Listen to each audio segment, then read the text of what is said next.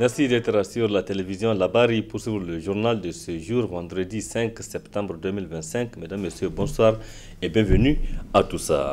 À l'instar des autres musulmans fidèles donc de la confrérie Tijania du monde entier, ceux du Niger ont célébré le Mouloud dans la nuit du jeudi à vendredi 5 septembre 2025.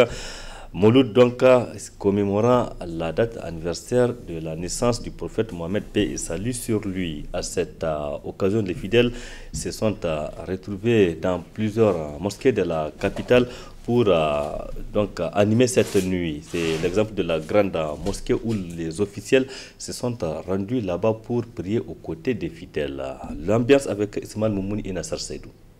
Les fidèles de la confrérie Tijania de Niamey ont pris d'assaut les différents lieux de culte de la capitale pour célébrer l'anniversaire de la naissance du prophète Mohammed, paix et salut sur lui. La mosquée de Cheikh Cheibou a été assiégée par des centaines de fidèles pour magnifier cette nuit. Une nuit pleine de signification, comme en témoigne un des disciples de Cheikh Aboubakar Cheibou Ali. Formellement, donc, ce que notre guide spirituel vient d'exprimer, notamment ce qui concerne cette journée, qui est le 73e anniversaire que nous célébrons cette année, qui va permettre à l'ensemble de la Oumma islamique nigérienne de se retrouver dans la communion, dans l'allégresse, pour que le peuple nigérien puisse en bénéficier des bienfaits de cette journée. Par conséquent, il est important de souligner que c'est une tradition dans le cadre de notre Zawiya, de Cheikh Chouaib Niamey, qui, comme vous le savez, est l'un des érudits au plan national et connu au plan international aussi.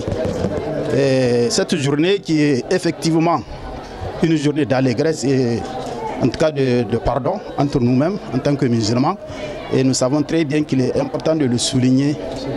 Il n'y a pas mieux que le prophète Mohammed sallallahu alayhi wa sallam.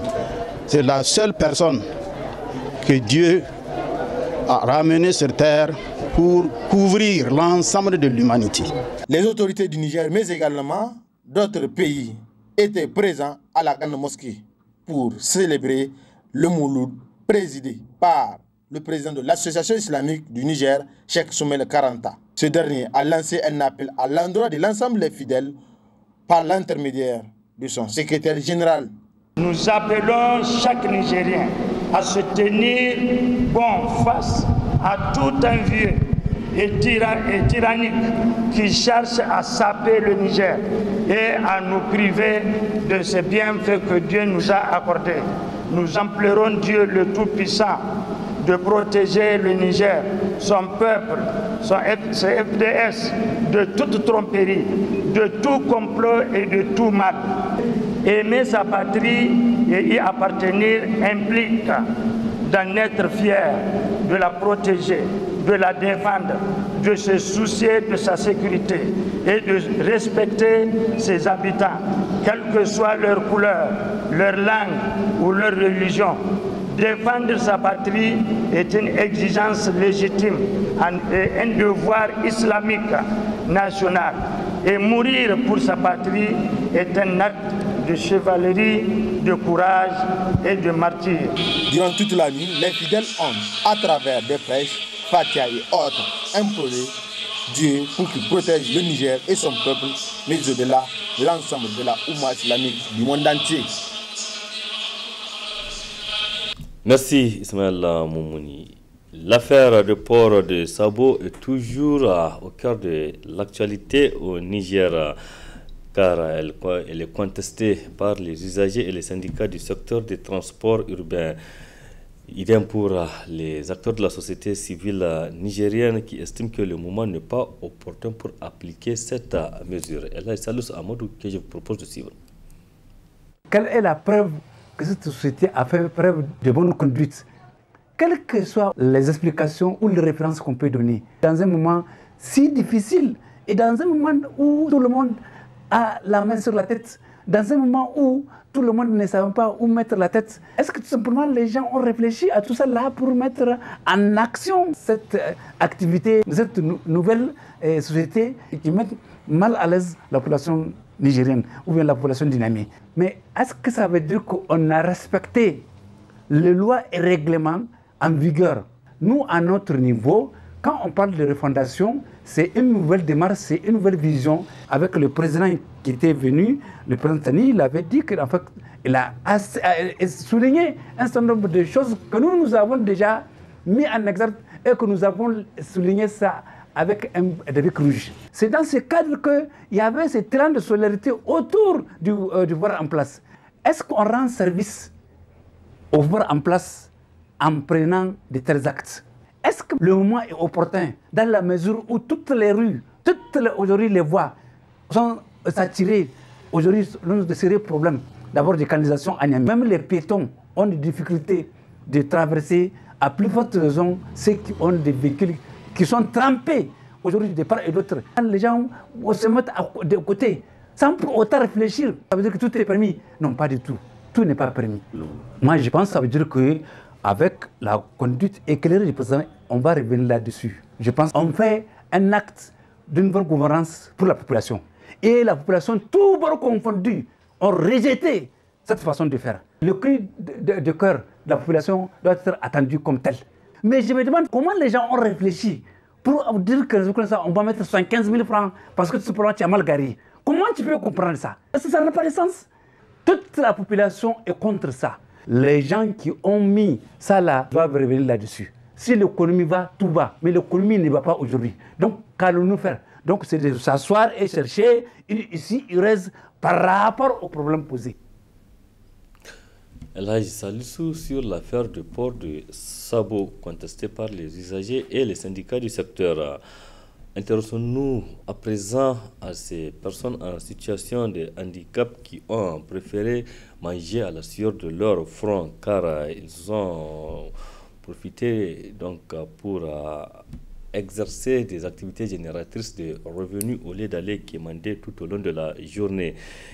Ce que vous allez voir dans ce reportage, ils confectionnent des ballons, des sèches et plusieurs autres articles. C'est un reportage signé Hawa Umoru et Awa Kassode. À Niamey, dans le quartier Yantala, un petit atelier d'artisans attire l'attention. Des chaises, des ballons et divers objets y sont confectionnés. Des personnes vivant avec un handicap s'adonnent ainsi à des activités génératrices de revenus AGR. Une voie vers la dignité et l'autonomie. Ces métiers manuels leur permettent une insertion socio-économique, malgré des conditions souvent précaires.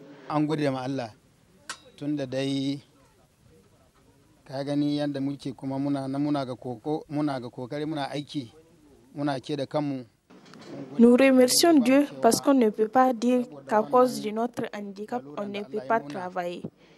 Et on arrive à subvenir à notre besoin. Et d'autres savent faire le travail, mais pour manque de moyens, ils n'arrivent pas à l'exercer.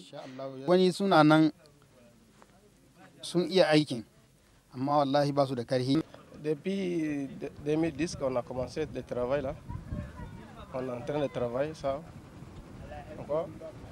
Le 16 qu'on est en train de faire là, vraiment c'est bon. Vraiment c'est bon. Si tu es en train de rester à la maison, c'est pas bon. Mais il faut venir travailler. Tu vas gagner quelque chose. Après, tu vas nourrir ta famille, les trucs comme ça, quoi. On fait ballon, 16, ceinture, filet, tout ça, on fait ça ici. Les jeunes, j'ai plusieurs jeunes qu'on a formés ici. Alors, c'est plusieurs jeunes qui sont venus, on a formé tout. Ils sont apprendre à tisser, ils sont bien travaillés. On a libéré les autres sont là en train de travailler. Longtemps perçus comme des personnes à assister, ces artisans montrent une autre réalité, celle d'hommes capables, résilients et productifs. Pour eux, le travail est aussi une façon de se faire respecter.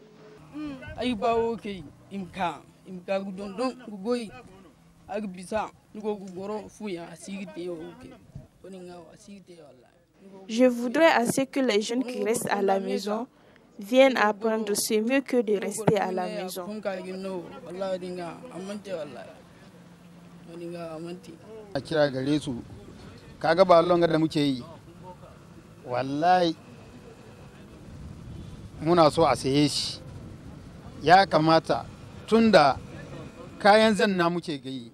Nous voulons qu'on achète nos ballons parce qu'on les fabrique pour les jeunes et l'État n'a qu'à financer notre travail. Je suis dans cette activité depuis près de 10 à 15 ans.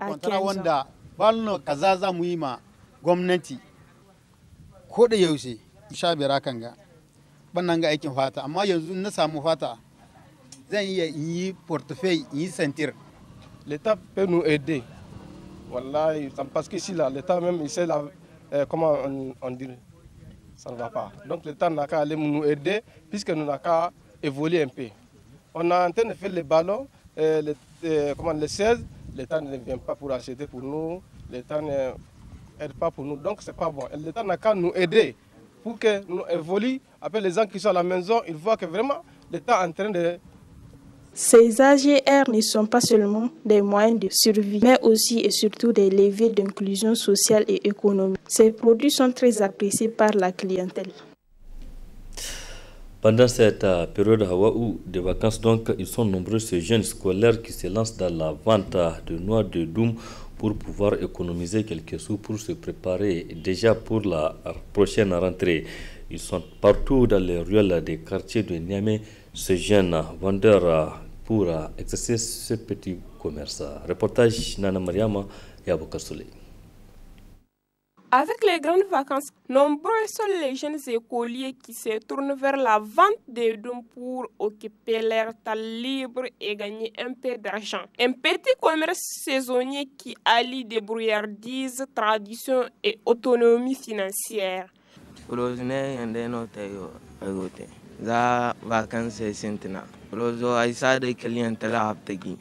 Je pars au marché à Abtegi de Yantala pour m'approvisionner.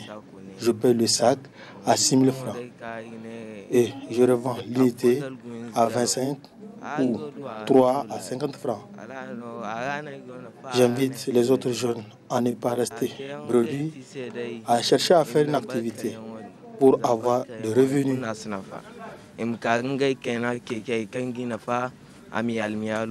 Pour beaucoup de jeunes, la vente des dômes est une activité motivée à la fois par les besoins économiques et les désirs d'une indépendance.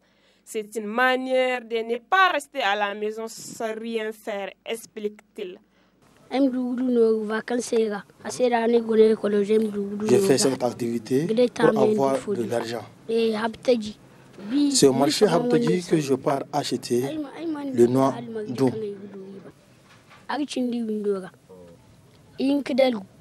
Au-delà de l'aspect économique, la vente des dômes relève un potentiel entrepreneurial inattendu. Certains jeunes développent de véritables stratégies de marketing en ajoutant un colorant sucré pour améliorer leurs marchandises. Le dimanche, pour avoir un peu d'argent, demi-sac, je l'achète à 2000. Je vends ça à 2,25. Oui, il y en a. Par exemple, si on achète pour 2000, on va trouver 1000 francs dedans au grand marché pour avoir un peu d'argent. Non, pour avoir un peu d'argent et acheter mes chaussures avec ce que j'aime. Ce n'est pas bien de rester à la maison. Je préfère faire ça pour gagner un peu d'argent et aider mes parents. Je les encourage pour venir vendre. C'est mes camarades. Alors que les fruits dorés du doum continuent de rafraîchir les Niamey, il semble s'aimer aussi les graines d'une jeunesse plus entreprenante, consciente de ses moyens et de son avenir. Oui, Nana Mariama, ces jeunes scolaires ont encore 3 bonnes semaines devant eux pour continuer à exercer cette activité, car la rentrée scolaire 2025-2026 est fixée pour le 1er octobre 2025, comme annoncé hier jeudi 4 septembre 2025 dans les conclusions de la réunion du Conseil des ministres. Parlons à présent des chaussures en cuir made in Niger. Des chaussures de plusieurs modèles confectionnés par des talentueux artisans nigériens. Seule fausse note, les clients se font rares face à une grande importation de chaussures de marques différentes. Reportage Ismaël Moumouni et Aboukar Souley. Elles sont de toutes sortes et de tous modèles. Ces chaussures en cuir sont fabriquées sur place au Niger par les talentueux artisans. Aussitôt confectionnés, les revendeurs s'en procurent pour les mettre sur les marchés. Je fais une chaussure en cuir pour vendre avec les gens. Le travail de la main là, c'est pas compter combien tu vas trouver. S'il y a beaucoup de clients là, vraiment tu vas gagner beaucoup. Tu vas gagner beaucoup. Mais aujourd'hui, comme il n'y a pas de clients, peut-être 100 000, 200 comme ça, 150, tout tu vas gagner par mois. Oui, mais il y a les jours que s'il y a beaucoup de clients, même 500 000 tu vas gagner par mois. Il y a des bénéfices aussi. On a des pour cuire, on a des ceux qui n'ont pas cuire. Bon, on a fait un peu de temps, mais on n'a pas duré ici. Actuellement, c'est plus bon qu'avant. Je peux gagner 25 000, 30 000 comme ça parfois. Et parfois, tu sais, les commerces, parfois, je ne peux même pas gagner. Ces chaussures en cuir font la fierté du Niger et des Nigériens car elles sont exportées au-delà des frontières. Les chaussures en cuir là, d'abord c'est l'artisanat africain, c'est des gens qui fabriquent localement. Et pour moi, en fait, c'est une façon d'encourager les personnes qui fabriquent ce genre de chaussures-là. Et surtout, il y a le côté original également qui me fait plaisir. Et c'est pour ça que je choisis de venir en fait prendre les chaussures ici, en tout cas les produits locaux ici. Pour les prix, je peux dire, dans la réalité, je trouve que c'est abordable parce que quand on regarde un peu la façon dont les gens mettent en tout cas les moyens pour pouvoir réaliser ça, on dit, par exemple, on parle de propriété intellectuelle. Voilà, ça veut dire en fait c'est des gens qui ont réfléchi, qui ont produit quelque chose et je trouve que le prix il est abordable. Voilà, peut-être même que ça peut être plus, mais comme c'est une histoire de moyens, c'est pour ça que voilà, on négocie souvent au rabais, mais on sait que c'est vraiment des gens qui ont vraiment travaillé, qui ont imaginé des choses pour sortir ces produits-là. C'est sûr, synthétique en cuir, ça permet de se protéger au moins. Au moins, s'il y a des objets qui peuvent se on peut porter ça pour ne pas être blessé, quoi. Et aussi, ça dépend aussi de l'habillement. Ça protège, mais c'est en fonction de l'habillement, on choisit les chaussures aussi. Mais je porte les deux. Bon, les prix en cuir, c'est souvent un peu cher. Et les chaussures synthétiques, bon, c'est pas trop cher quand même. Malgré la concurrence sur le marché, aussi inondée par les chaussures en matière synthétisées, importées, les chaussures en cuir fabriquées par les Nigériens gardent leur place au sein de la communauté nigérienne. Merci Ismaël Moumouni. Point final de cette édition. Merci aussi à vous de l'avoir suivi. Restez en compagnie du programme de la télévision La Bari. Excellente nuit à toutes et à tous et bon début de week-end. Au revoir.